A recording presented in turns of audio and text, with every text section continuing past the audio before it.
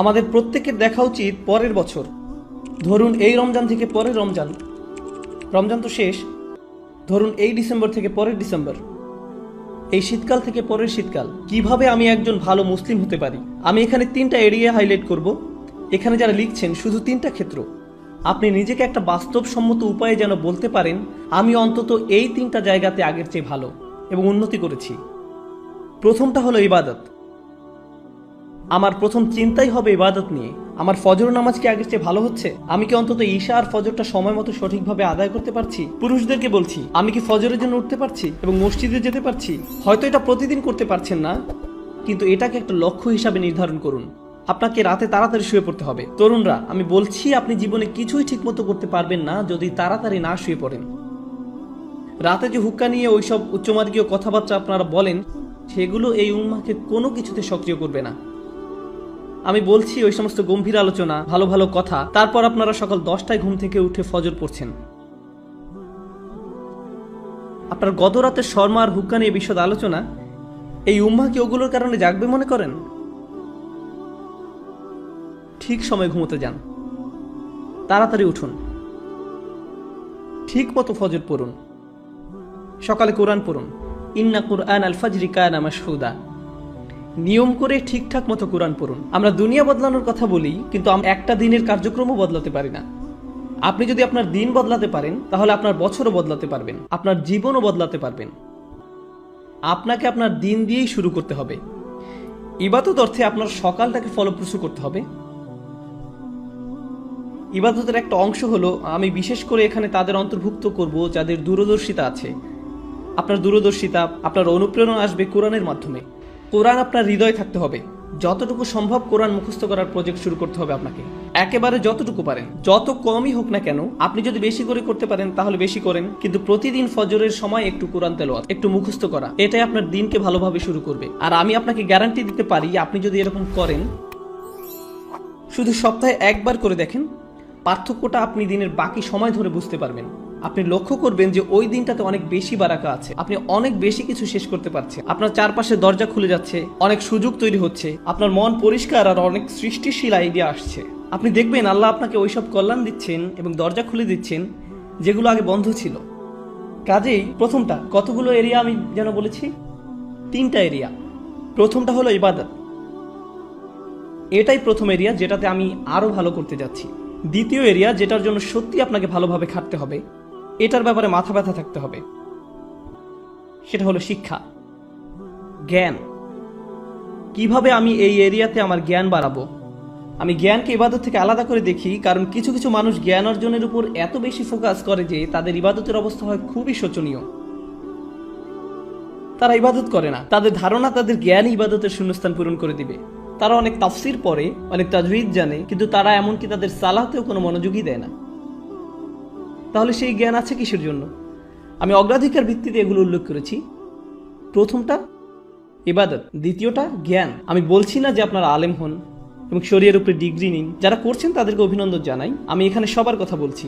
এখানে সবাই মুফতি বা আলেম নাও হতে পারেন, কিন্তু আপনাকে শিক্ষিত মুসলিম হতে হবে। আপনার ইসলামের উপর অন্তত প্রাথমিক পর্যায়ের বিদ্যা থাকতে হবে। আমি এখানে সবার কথা বলছি। তাই আপনার জন্য আমার পরামর্শ হলো, বছরের শেষ বা আগামী বছরের মধ্যে আপনি কিছু অন্তত পড়েন। আপনি সিরাহ পড়ুন, নবী মুহাম্মদ সাল্লাল্লাহু আলাইহি সাল্লামের জীবনী একবার। আর আপনার প্রতি বছরই এটা করা উচিত। আসলে আপনার আলাদা আলাদা জায়গা থেকে পড়া উচিত। প্রতি বছর সিরাতের উপর আপনার পড়াশোনা করা উচিত। সত্যি সত্যিই পড়ুন। আমাকে জিজ্ঞেস করবেন না সিরাতের উপর কোন বই পড়বেন, সবই পড়ুন। একবার এক একটা পড়ুন। একটা নিয়ে পড়া শুরু করুন 1 বছর, তারপর আরেকটা সিরাত নিন পরের বছর, আবার আরেকটা সিরাত নিন পরের বছর, আবার আরেকটা। কারণ এটা হলো ওই মানুষটার জীবনী যা আমাদের জীবনের দর্শন, আমাদের অনুপ্রেরণা। আর আপনার প্রতি বছরই এটা করা উচিত। আপনাকে এগুলো বারবার পড়তে হবে। এটা আপনার শিক্ষার অংশ। এটা আপনাকে চিন্তা ভাবনা করার এবং সেটা আপনার জীবনে প্রতিফলিত করার সুযোগ করে দিবে, দরজা খুলে দিবে।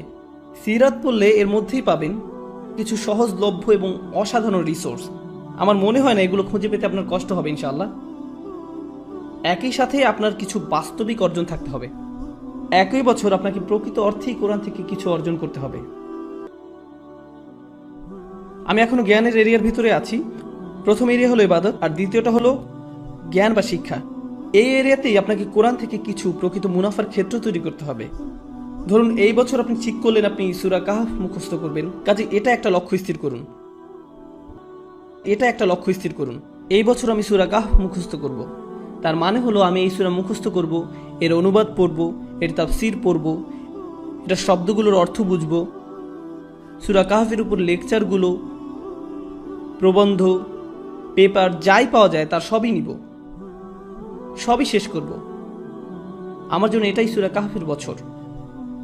পরের বছর হতে পারে সূরা আর রহমানের বছর, তার পরের বছর সূরা বাকারার বছর, কয়েকটা সূরা হতে পারে একই বছরে, কিন্তু প্রতি বছরই আপনি কোরআনের মধ্যে থেকে কিছু না কিছু লাভ করুন, এটা বাস্তব। এটা বলবেন না আমি কোরআন পড়েছি, এটা করবেন না।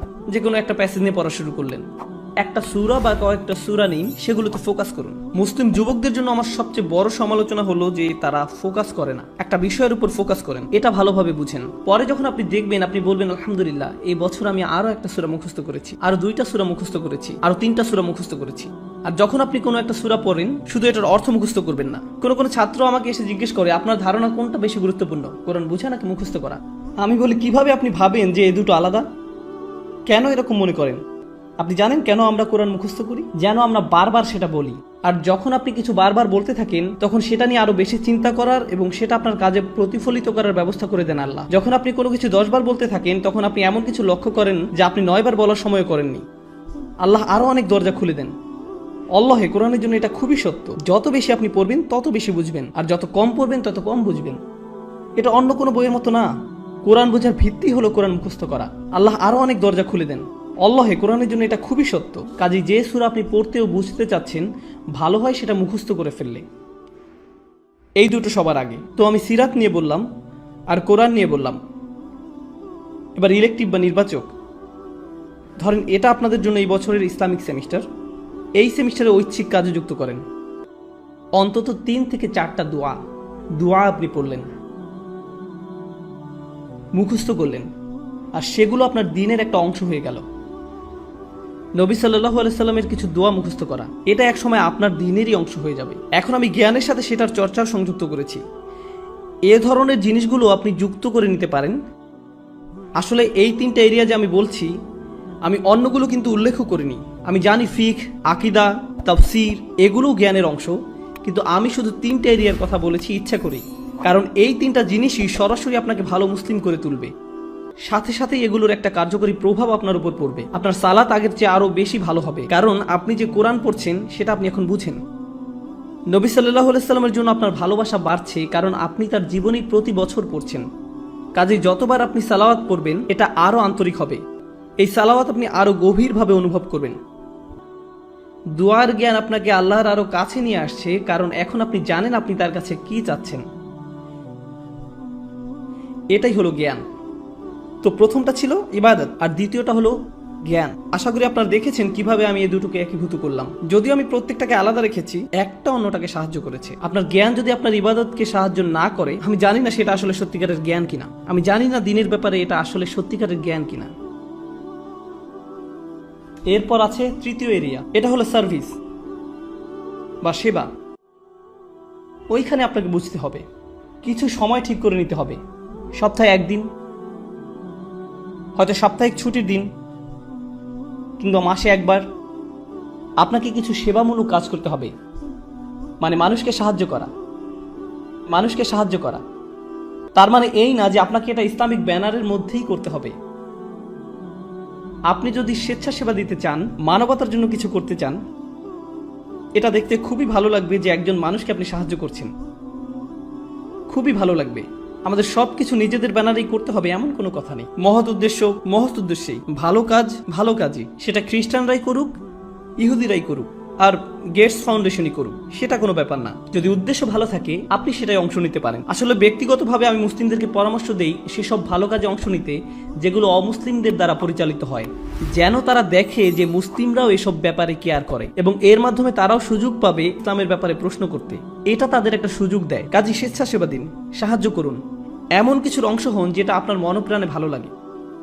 শুধু আপনার জন্যই সেটা করুন, প্রচার করে বেড়াবেন না, এটা নিয়ে টুইট করবেন না আজকে স্বেচ্ছাসেবা দিয়ে আসলাম, খুবই ভালো লাগছে আলহামদুলিল্লাহ, বড়াই করছি না।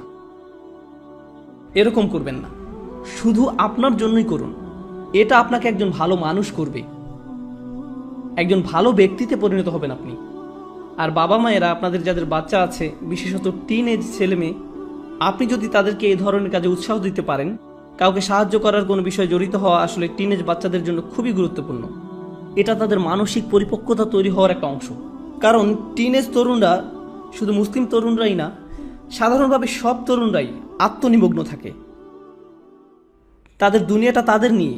তারা কিভাবে দেখে, তাদের বন্ধুরা, তাদের ফেসবুক স্ট্যাটাস, তাদের কতজন বন্ধু আছে, যাই হোক না কেন, ওই বয়সে এটাই তাদের কাছে গুরুত্বপূর্ণ। তারা খুবই ক্ষুদ্রমনা ধরনের। আপনি যদি ওই বয়সে তাদেরকে এরকম মানসিকতা থেকে টেনে বের করতে পারেন, তাদের নিজেদের বাইরেও অন্য কিছুকেও কেয়ার করতে শিখান, অন্যদের সাহায্য করতে বলেন, মানুষের কষ্ট বা ভোগান্তি আসলে কেমন আর এইসব ক্ষেত্রে সাহায্য করতে বলেন। উদাহরণস্বরূপ কিছুদিন আগে একটা প্রাকৃতিক দুর্যোগ হলো, একটা ঝড় নিউ জার্সি আর নিউ ইয়র্কে আঘাত করলো। আপনার থেকে খুব একটা দূরে না, ওইখানে সাপ্তাহিক ছুটিতে রেড ক্রস বা অন্য কারোর সাথে যে সাহায্য করতে পারেন, যাদের বাড়িঘর ধ্বংস হয়ে গেছে, গাছপালা রাস্তায় পড়ে আছে, রাস্তা বন্ধ হয়ে গেছে, যেটাই হোক আপনি সাহায্য করে চলে আসেন।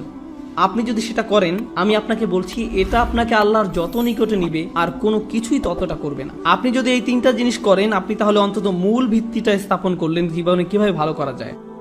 এটা আপনার জীবনের লক্ষ্য না, অন্তত এগুলো আপনি করতে পারলে জীবনে ভালো কিছু অর্জন করতে পারবেন।